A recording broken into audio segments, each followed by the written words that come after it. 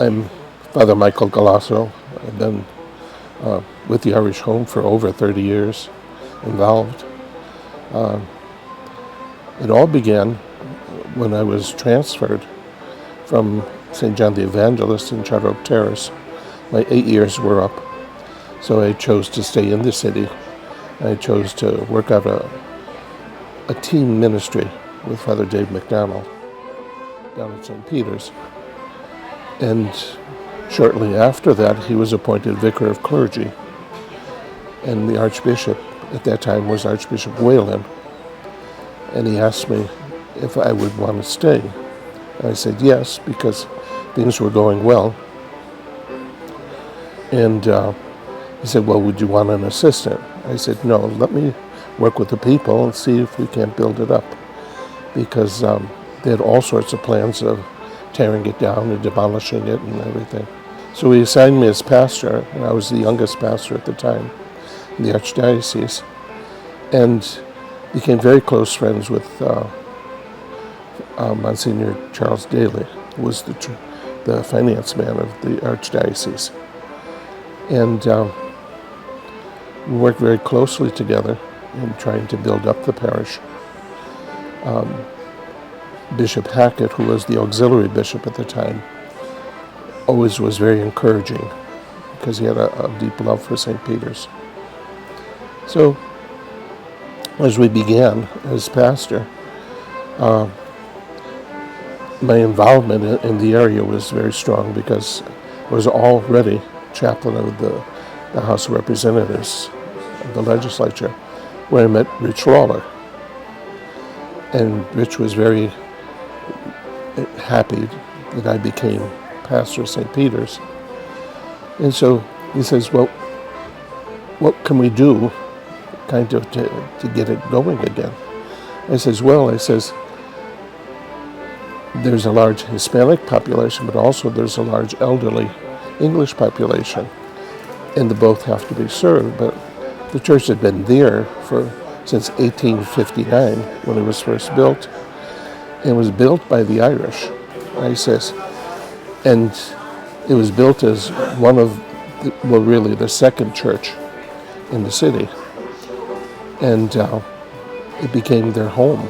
And he says, well, that would be a good beginning to get the Irish Home involved.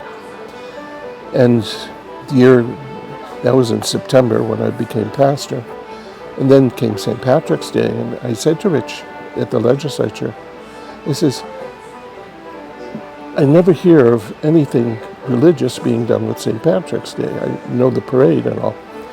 He says, I wanted to talk to you about it to see if we couldn't have a parade mass the night before. And that's how we began. The people were very impressed with the church because it was a gorgeous old church. And it was part of their history, the Irish history in Hartford. The first parish was St. Patrick's. Then it became St. Patrick's St. Anthony's. And then St. Peter's was built on Main Street. At that time, the church couldn't purchase property, so they had to purchase it through trustees.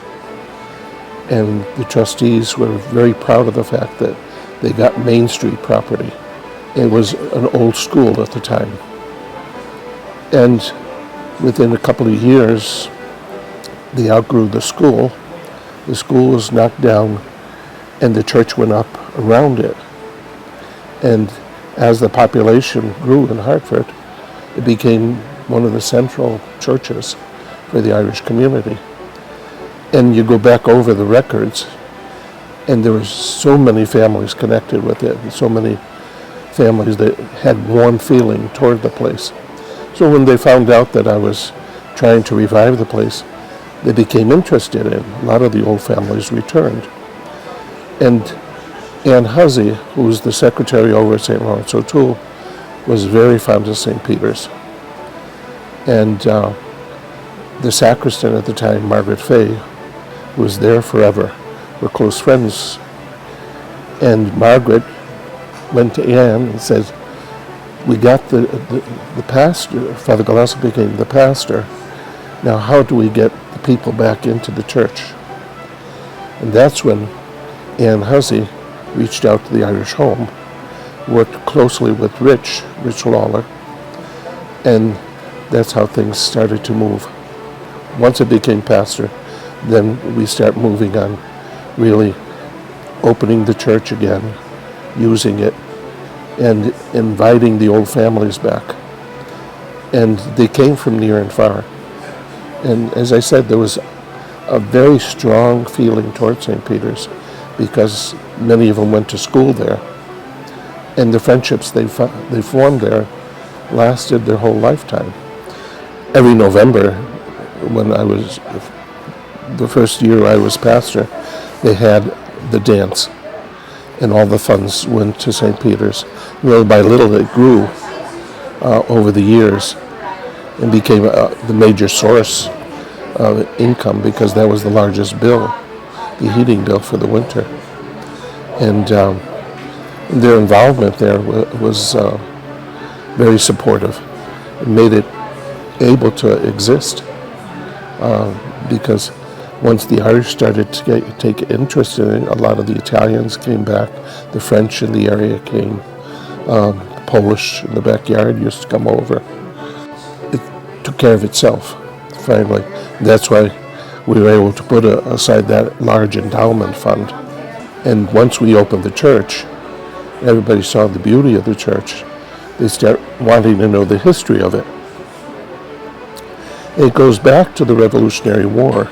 The first Mass was celebrated by Rodin, who was the chaplain to the French troops that helped Washington. And they crossed over from Rhode Island, where they landed, crossed the Connecticut River, bivouacked in the South Meadow, which is right below St. Peter's. He set up a military altar. That's where the first Mass was celebrated in Connecticut. It was within the boundaries of St. Peter's, so it had historical ties. And I made sure that they were stronger when it was put on the historical register. And that's where it is now. And once we start having the Irish Masses, the people from the club started to come because it was all part of their heritage. And from there, every major event in the communities happened there. We started out with the parade Mass. Then the people were saying, why don't we get together for Christmas Eve? Then we had a special Mass at Christmas Eve with the deceased members of the club. And once the people here at the club found out that it was for the deceased members, they started coming back in large numbers for the Christmas Mass, Christmas Eve Mass. Then the situation in Ireland started to occur with the hunger strikers.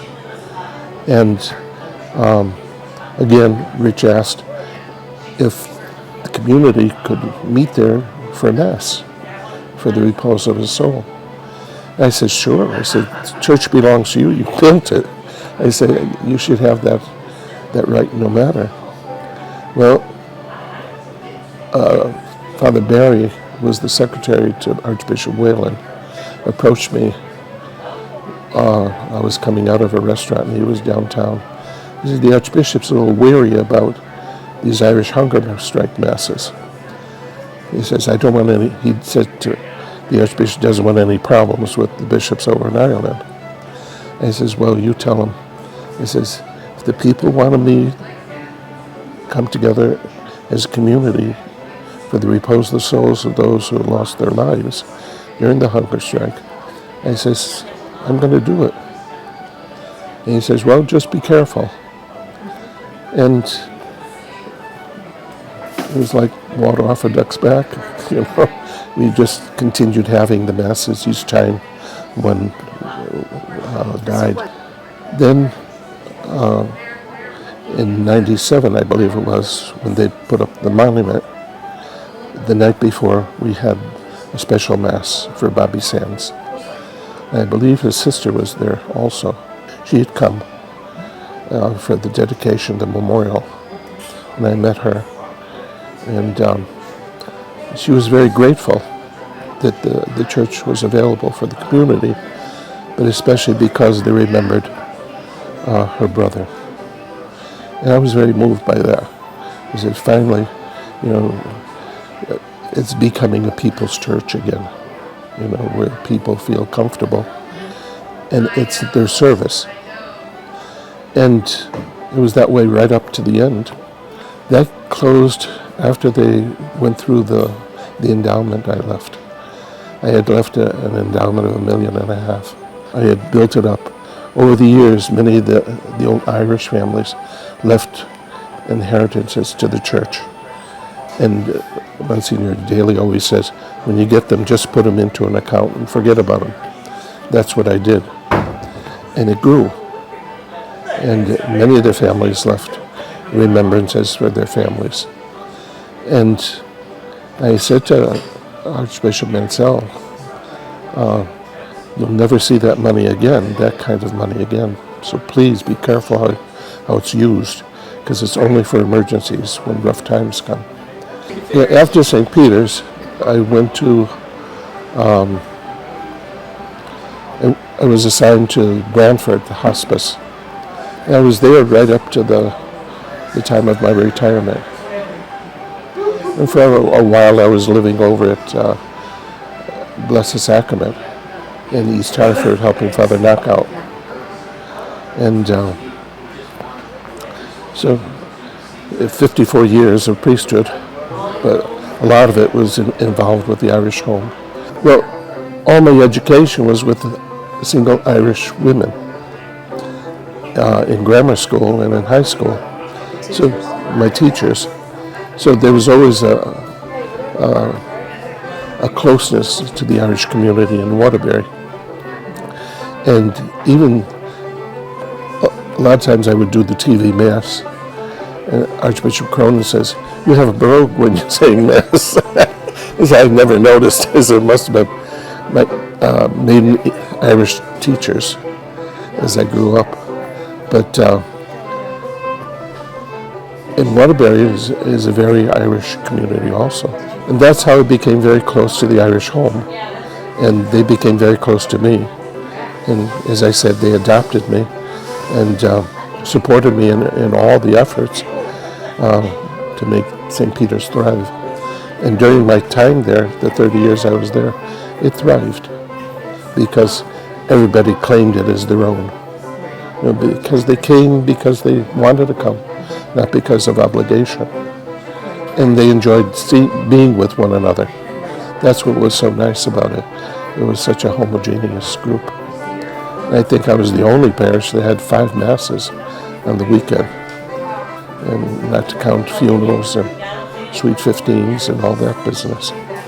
I feel very comfortable coming here at any time, and came for several events, birthday parties and things like that. They've always invited me and kept very close ties with me. At the time of my greatest need, they were there. They supported St. Peter's 100%. And that's what was so beautiful about it. They reclaimed their heritage.